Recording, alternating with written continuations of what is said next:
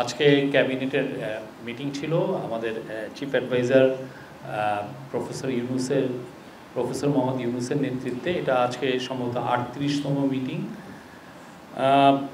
সংস্কার কমিশনের আজকে তিনটা মেজর বিষয় ছিল। একটা হচ্ছে যে সংস্কার কমিশনের সুপারিশ বাস্তবায়ন অগ্রগতি পর্যালোচনা করা হয়েছে। দুই, রাজস্ব নীতি ও রাজস্ব ব্যবস্থাপনা এটার একটা সংশোধনে, যেটা একটা কিছুদিন আগে আপনারা জানেন একটা ল হয়েছিল, সেটার একটা অ্যামেন্ডমেন্টে এসছে এবং এটাকে অ্যামেন্ডমেন্টটা পাস হয়েছে। আর একটা হচ্ছে যে বাংলাদেশ এবং পাকিস্তানের সাথে ভিসা অ্যাবলিশন এর জন্য একটা চুক্তি হয়েছে এবং এটা ফর হচ্ছে ডিপ্লোম্যাটিক এবং অফিসিয়াল পাসপোর্ট যারা ধারণ করেন তাদের জন্য। এই তিনটা বিষয়ে আলোচনা হয়েছে। এছাড়া এমনি অন্যান্য আরও কিছু কিছু বিষয়ে আলোচনা হয়েছে। আমি প্রথমে হচ্ছে যে সংস্কার কমিশনের যেই বিষয় আপনারা জানেন, গত সপ্তাহে আমরা এটার বিষয়ে আপনাদেরকে একটু হাইলাইট দিয়েছি কি কি বিষয়ে কাজ হচ্ছে। এখানে একটা বিষয় আপনাদেরকে জানিয়ে রাখি, সেটা হচ্ছে যে যেই সংস্কার কমিশনের যতগুলো সংস্কার বাস্তবায়িত হচ্ছে, এটা হচ্ছে যে মোট 11টা কমিশনের মধ্যে কনস্টিটিউশনাল যে কমিশন ছাড়া যে 10টা কমিশনের উপরে আশু করণীয় 367টা বাছা হয়েছিল, সেটার উপরে একটা আমরা গত সপ্তাহে হাইলাইট দিয়েছিলাম। কিন্তু এখানে আপনাদের একটা বিষয়, সংস্কার শুধুমাত্র কমিশনগুলো যে 10টা করেছে, হ্যাঁ 10টা কমিশনের যে সংস্কার, এটাই আমরা বাস্তবায়ন করছি না।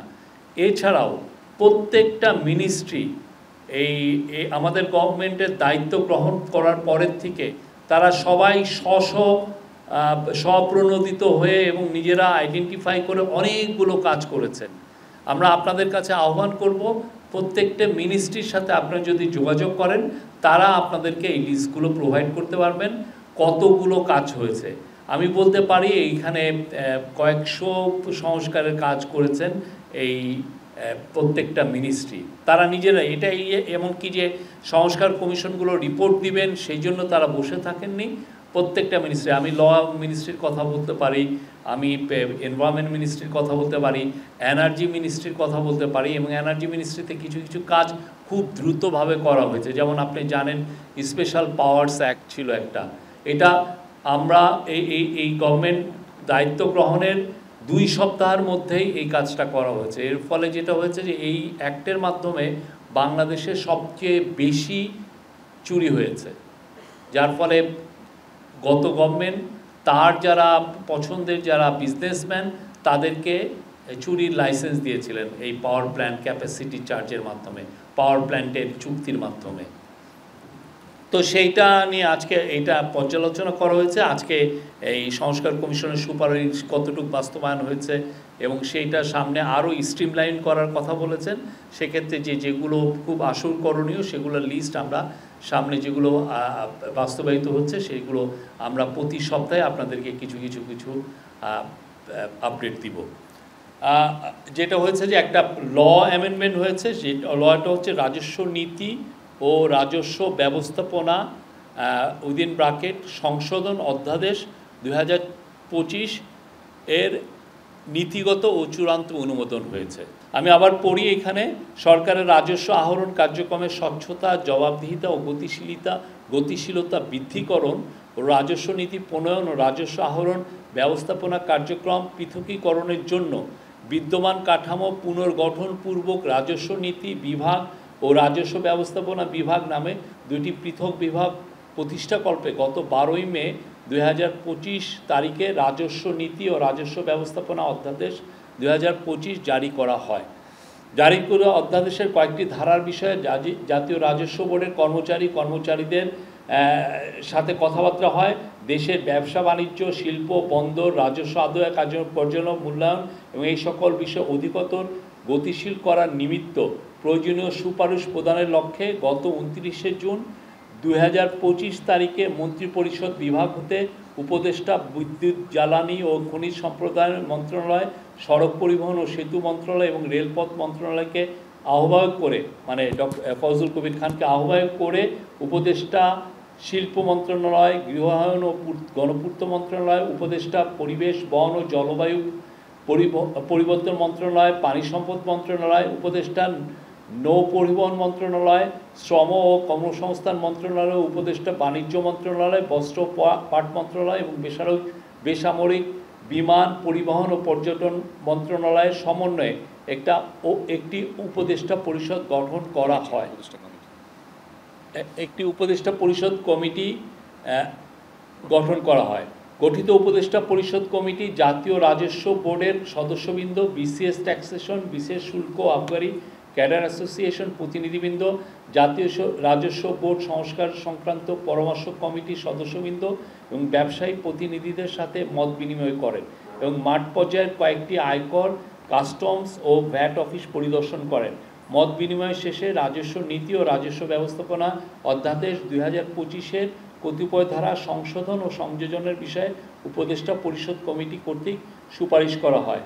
প্রাপ্ত সুপারিশসমূহ বিবেচনায় নিয়ে অর্থ উপদেষ্টা মহোদয়ের নির্দেশের আলোকে অধ্যাদেশ সংশোধনের চূড়ান্ত খসড়া প্রস্তুত করা হয়। এটার হচ্ছে ব্যাকগ্রাউন্ড। আর পাকিস্তানের বিষয়ে আমাদের যে এটা হচ্ছে যে এই রকম চুক্তি আমরা আরও 31টা দেশের সাথে করেছি। এই চুক্তিটা হবে 5 বছরের জন্য। এর ফলে যারা আমাদের গভর্নমেন্টের যারা ডিপ্লোম্যাটিক পাসপোর্ট হোল্ড করছেন বা যারা অফিসিয়াল পাসপোর্ট হোল্ড করছেন তারা এখন বিনা ভিসায় পাকিস্তান সফর করতে পারবেন এবং একইভাবে পাকিস্তানের যারা অফিসিয়াল পাসপোর্ট হোল্ড করছেন বা যারা পাকিস্তানের কূটনীতিক ভিসা পাসপোর্ট হোল্ড করছেন তারাও বাংলাদেশে সফর করতে পারবেন উইদাউট এনি ভিসা। এটা আমাদের একটা স্ট্যান্ডার্ড প্র্যাকটিস, আমরা অনেকগুলো 31টা দেশের সাথে করেছি। হ্যাঁ, এই চুক্তিটা হচ্ছে 5 বছরের জন্য। আরেকটা আপনি জানেন যে আগামী 24, 25, 26 তারিখে রোহিঙ্গা একটা কনফারেন্স হচ্ছে কক্সবাজারে। এই অন্তর্বর্তীকালীন গভর্নমেন্ট রোহিঙ্গা ইস্যুটাকে খুব সিরিয়াসলি দেখছেন।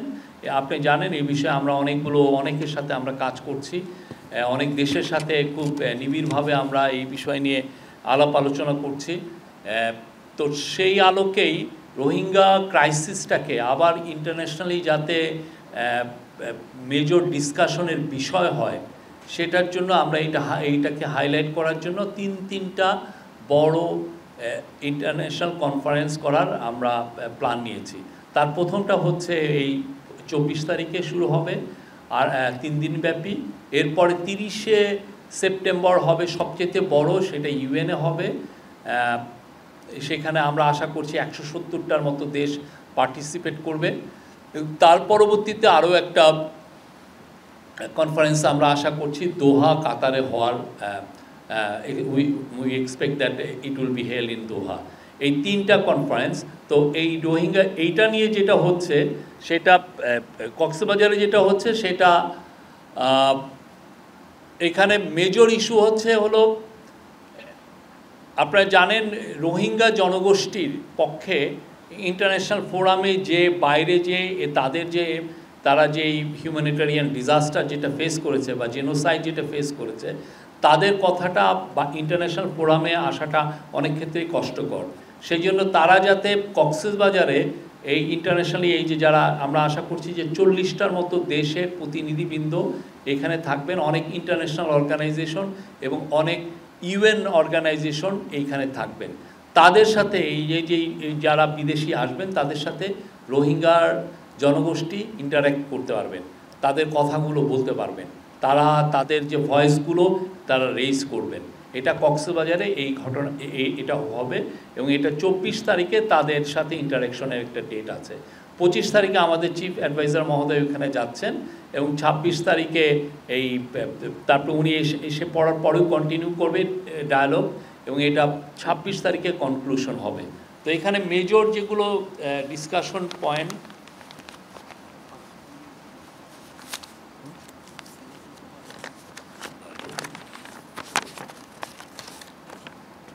প্রথমটা হচ্ছে যে special session with Rohingya representative. সেখানে মেজর ডিসকাশন পয়েন্ট হলো confidence building measure towards A conducive environment for repatriation of Rohingyas to their homeland in Myanmar. তারপরে নাম্বার 2 হচ্ছে আপনারা জানেন যে রোহিঙ্গাদের হিউম্যানিটেরিয়ান অ্যাসিস্ট্যান্সটা অনেক কমে এসছে, তো সেইটাকে আবারকে রিফোকাস করা, humanitarian assistance to the Rohingya people, এইটা একটা নাম্বার 2।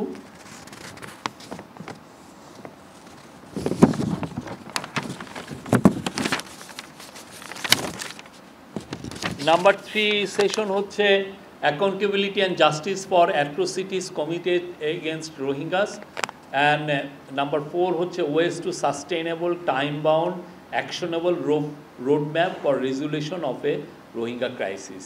এই 4টা বিষয়ে মোটামুটি অনেকগুলো সেশন হবে, এগুলো নিয়ে আলাপ হবে। তো এই ছিল আমার তরফ থেকে। Thank you very much. আপনাদের যে কোনো কোশ্চেন আমরা উত্তর দিব। একটু দাঁড়ান, একটু উনি একটু এই যে রোহিঙ্গা কনফারেন্সটা আমাদের, সেখানে উল্লেখযোগ্য ইন্টারন্যাশনাল পার্টিসিপেন্ট যারা আমাদের মধ্যে আপনার আছেন, Thomas Andrews, special reporter on Myanmar, mister Imran with 2020 Rohingya origin, chief of international investigative mechanism on Myanmar Geneva based, উনি থাকবেন।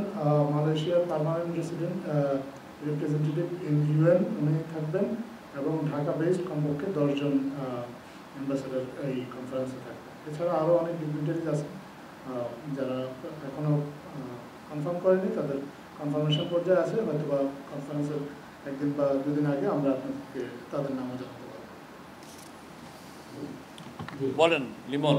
জি, দুইটা ব্যাপার একটু জানতে চাই যে এখন কি অন্য ক্যাডার থেকে আসতে পারবে, এটা একটু ক্লিয়ার করেন। আরেকটা হলো যে সংস্কারের ব্যাপারে যে 366 প্রস্তাবের কথা বলেছেন, এখানে 367 জি 67 কতগুলো আসলে অর্ডিন্যান্স বা কতগুলো বাস্তবায়ন হয়েছে সংস্কার দিতে পারেন কিনা। আর এখন তো অনেক ধরনের আলোচনা হচ্ছে যে বাস্তবায়ন প্রক্রিয়া কি হবে, এটা নিয়ে উপদেষ্টা পরিষদ কোনো কিছু মানে আলোচনা করেছে। এখন একটা বিষয় হচ্ছে যে আপনার সেকেন্ড কোশ্চেনটা আমরা বলি না, আপনার একটা ধারণা হচ্ছে যে আমরা শুধুমাত্র যারা এই যে 10টা কমিশন, মোট 11টা কমিশন ছিল, একটা কনস্টিটিউশন কমিশন, সেটা কনসেনসাস বিল্ডিং কমিশনের সাথে পলিটিক্যাল পার্টির আলোচনা হচ্ছে, তারা সেই অনুযায়ী ওইটার ইমপ্লিমেন্টেশন হচ্ছে। ওইটা হলো কনসেনসাস বিল্ডিং কমিশনের কাজ, পলিটিক্যাল পার্টির সাথে কনস্টিটিউশনের ব্যাপারে। আর বাকি যে 10টা কমিশন আছে, সেই 10টা কমিশনের 367টা রিফর্ম আশুকরণীয় হিসাবে নেওয়া হয়েছে এবং সেটা বাস্তবায়ন হচ্ছে। আমরা আপনাদেরকে আপডেট দিব, সেটা যথেষ্ট অগ্রগতি আছে। একটা তো কিছু কিছু তো বাস্তবায়ন হয়ে গেছে, আর মেজরিটি অংশই বাস্তবায়িত হচ্ছে। আর সবচেয়ে যেখানে এখানে ইম্পর্টেন্ট বিষয় সেটা হচ্ছে যে এর বাইরেও আপনাদের একটা ধারণা হচ্ছে যে এর বাইরে কি আমরা কোনো সংস্কার বাস্তবায়ন করিনি। এর বাইরে কিন্তু প্রচুর সংস্কার বাস্তবায়ন করা হয়েছে। আমি যেটা আপনাকে একটু আগে বললাম, এনার্জি মিনিস্ট্রিতে হয়েছে, হেলথ মিনিস্ট্রিতে হয়েছে, সেটা বিমানে হয়েছে। আপনি জানেন যে নতুন আমরা অর্গান ট্রান্সপ্লান্টেশন ল এনেছি, এটার মিনিস্ট্রি নিজের থেকে করেছেন। তারপরে ল মিনিস্ট্রি একের পর এক তাদের আপনি গেলে আপনাদের একটা পুরো বুকলেট দিয়ে দিবে তারা নিজেরা কি কাজগুলো করেছেন। ল মিনিস্ট্রিতে প্রচুর চেঞ্জ এসছে। তো সেই রিফর্মগুলো কিন্তু কিছু প্রত্যেকটা মিনিস্ট্রি স্বতঃপ্রণোদিত হয়ে তারা যেগুলো মনে করছেন যে এই রিফর্মগুলো করা দরকার, প্রত্যেকটা রিফর্ম তারা কিন্তু ক্যারি আউট করেছেন গত 1 বছরে এবং আরও করছেন। এই যে 367টা গত সপ্তাহে আমরা বললাম, সেটা হচ্ছে যে 10টা কমিশনের সুপারিশের থেকে 367টি আশুকরণীয় নেওয়া হয়েছে।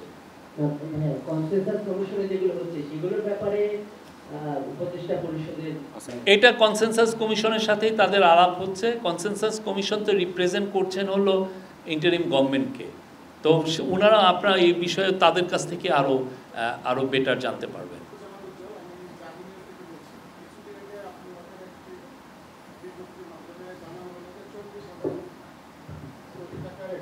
সন্ধান পাওয়া গেছে।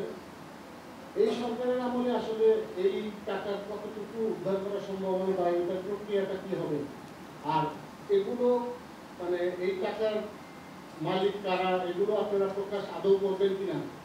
কারণ আমরা অনেক সময় দেখি যে এগুলি বলা হয়, আমরাও লিখি, কিন্তু বিস্তারিত পাঠকের মনেও প্রশ্ন থাকে বা আমাদেরও জানতে ইচ্ছে করে যে আসলে এগুলো বলা হচ্ছে যে স্পেসিফিক মানে কোথায় কত কার টাকা কিভাবে গেল এগুলো আপনারা বিস্তারিত প্রকাশ করবেন কিনা। আরেকটা প্রশ্ন হচ্ছে, আপনারা বেশ কিছুদিন আগে বলেছিলেন যে নতুন একটা আইন করা হচ্ছে যার মাধ্যমে নাকি যাদের বিরুদ্ধে মিথ্যা মামলা দায়ের করা হয়েছে তারা এসপির মাধ্যমে অনুসন্ধান করে যদি দেখা যায় যে তারা নির্দোষ, তাদেরকে মামলা থেকে অব্যাহতি দেওয়া হবে। আপনাদের কাছে কোনো তথ্য আছে কিনা এই যাবৎকালে এ ধরনের কোনো ইনভেস্টিগেট করে কতগুলো মামলা থেকে কতজনকে অব্যাহতি দেওয়া হয়েছে? আপনার লাস্টের কোশ্চেনের প্রথম অ্যান্সার হচ্ছে আপনি পুলিশের এআইজি পুলিশ যে পিআর তাকে এই বিষয়ে জিজ্ঞেস করবেন, উনি আপডেট দেবেন। আর যদি আপনি আমাদের জন্য ওয়েট করেন, আমরা এক সপ্তাহে দেখি, আমরা কালেক্ট করি যে এই বিষয়ে কোনো অলরেডি অগ্রগতি হয়েছে, কিন্তু লটাই তো হলো গত এক দুই সপ্তাহ আগে, সেই জন্য হয়তো আর প্রোগ্রেসটা কী বিষয়ে আমাদের একটু জানতে সময় নেবে। এটা আমরা জানলে আপনাকে আমরা আপডেট দিতে পারবো। আর আরেকটা বলছেন যে 40,000 কোটি টাকা, আপনি জানেন যে এই পুরো বিষয়গুলোর সাথে অনেক ধরনের লিটিগেশন আছে, এটা লিগাল অনেক ইমপ্লিকেশন আছে, ফলে অনেকের নাম আমরা এখানে রিভিল করতে পারি না, বা কোথায় তার প্রপার্টি আছে সেই জিনিসগুলো আমরা রিভিল করতে পারি না। বাট এদের অনেকেরই আপনারা দেখেছেন যে ব্রিটিশ পত্রিকায় এসছে কিছু কিছু এইটার প্রপার্টির বিষয়ে। আমাদের এখান থেকে যেহেতু গভর্নমেন্ট এখানে একটা পার্টি, গভর্নমেন্ট তো টাকাটা কীভাবে করবে, প্রথমে লোকেট করে যে এই জায়গায় সে টাকাটা নিয়ে গেছে, এই প্রপার্টি সে কিনেছে। সেকেন্ড কাজ হচ্ছে ওই প্রতিষ্ঠান, ওই দেশের এই বিষয়গুলো যারা দেখভাল করছেন তাদের সাথে কথা বলে ওই প্রপার্টিটাকে ফ্রোজেন করে। আপনি জানেন কিছু কিছু জায়গায় কিন্তু ফ্রোজেন হয়ে গেছে প্রপার্টি, তারপরে যেটা ইস্টাবলিশ করতে হয় যে এটা আমাদের টাকা দিয়ে উনি ওইখানে নিয়ে গেছেন, অতএব আমরা তার টাকাটা এই পুরোটা বিক্রি করে এটাকে ফেরত নিয়ে আসা, এই কাজটা এখন আমরা করছি। এই কাজটা শুরু হচ্ছে। এইটা খুবই টাইম কনজিউমিং একটা বিষয়, এবং এটা সারা পৃথিবীতেই এটা মানে আপনার টিম পাঠাতে হয় প্রতিটা সরেজমিনে, যে তারা দেখে আসেন কোথায় কোথায় আছেন, সেইখানে স্থানীয় যেগুলো অথরিটি আছে তাদের সাথে কথা বলতে হয়। এই কাজগুলো খুব সিরিয়াসলি করা হচ্ছে।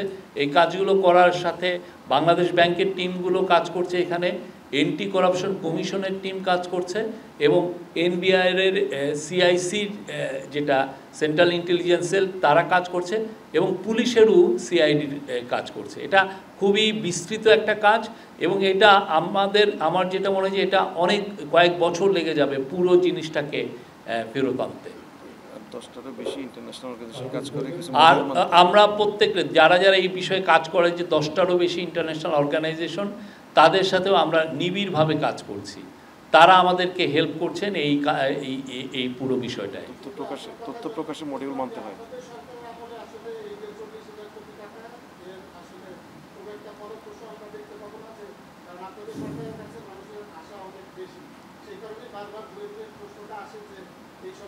না, আমরা একটা দিনও অপচয় করছি না, একটা দিনও এই গভর্নমেন্ট অপচয় করছে না। খুব ভালো, খুব লেগে আছে, যেখানে যেখানে টিম পাঠানোর দরকার প্রত্যেকটা জায়গায় টিম পাঠানো হচ্ছে। সরজমিনে যে তার প্রপার্টি চেক করে দেখে আসছেন তারা। আমরা আশা করছি যে আমাদের গভর্নমেন্টের সময় আমরা অবশ্যই কিছু সাকসেস আপনাদেরকে দেখাতে পারবো, সেই লক্ষ্যেই কাজ করা হচ্ছে। But we are being realistic.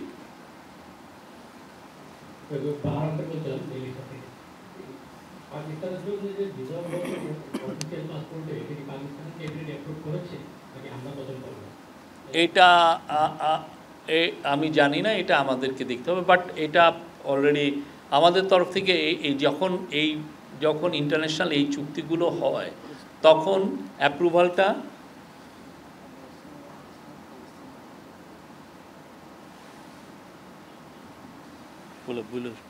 দাঁড়ান একটু, উনি বলছেন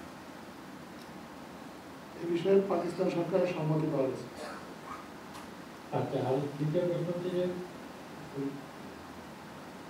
ভারতে কার্যক্রম নিষিদ্ধ আওয়ামী লীগের অফিস স্থাপন নিয়ে বাংলাদেশের পক্ষ থেকে এক ধরনের জানানো হয়েছে, সেটা করতে ভারত উত্তর দিয়েছে, সেই বিষয়ে আপনাদের অবস্থান? সে বিষয়ে আপনাদেরকে রেগুলারলি কথা বলবেন, এই বিষয়ে আমাদের ফরেন মিনিস্ট্রি এই বিষয়ে আপনাদেরকে আপডেট দিবেন। কালকে তারাই স্টেটমেন্টটা দিয়েছিলেন, তারাই আপনার পরবর্তী পদক্ষেপ কী হবে তারা জানাবেন। আমি কয়েকদিন বলতে রোহিঙ্গাদের এই কনফারেন্স বিষয়ে যে ব্রিফটা করলেন সেটাকে আমাদের গ্রুপে দিয়ে দেওয়া যায় কিনা, তাহলে আমরা আরেকটু ক্লিয়ার হবে যে বিষয়গুলো আপনি পরে নিয়েছেন। ওটা এখনো ড্রাফট, ওটা ফাইনাল হলে পুরো আমরা তো আপনাকে বললাম 4টা বিষয়ে আলোচনা হবে। রোহিঙ্গারা কথা বলবেন, ইন্টারন্যাশনাল যারা ডিগনিটারি আসবেন তাদের সাথে ইন্টারাকশন হবে, কনফিডেন্স বিল্ডিং মেজার নিয়ে কথাবার্তা হবে, কীভাবে তারা ফেরত যেতে চান সে এইটা নিয়ে কথাবার্তা হবে, তারপরে এই ক্রাইসিসের কীভাবে রেজুলেশন হয় সেটা নিয়ে কথা হবে, এবং হিউম্যানিটারিয়ান অ্যাসিস্ট্যান্স আপনি জানেন যত অনেক কমে গেছে, সেটাকে কীভাবে আরও বাড়ানো যায় যাতে রোহিঙ্গা জনগোষ্ঠীর কোনো হিউম্যানিটারিয়ান ক্রাইসিসে না পড়েন, সে বিষয়ে আলাপ হবে। Any other question? উজ্জ্বল ভাই যে প্রশ্নটা ওখানে হচ্ছে যে বিদেশে যে অ্যাসেট আমাদের এখানে কোর্টে প্রমোশন হবে এই কারণে সময় সাপেক্ষ বিষয় না, এটা আরেকটা বিষয় হচ্ছে খুলনা ইউনিভার্সিটি, আপনি জানেন খুলনা ইউনিভার্সিটির স্টুডেন্টরা তাদের পার্শ্ববর্তী একটা সরকারি জমি তারা চাচ্ছিলেন তাদের বিষয়ে। তা গতকাল খুলনা ইউনিভার্সিটির সাথে আমাদের ফিশারিজ এবং livestock adviser Farid Akhtar ওনার ফলো একটা ভালো মিটিং হয়েছে। সেই মিটিংয়ের এইটা নিয়ে তারা একটা কমিটি করে দিবেন যারা এই বিষয়গুলো নিয়ে দেখবেন। Thank you.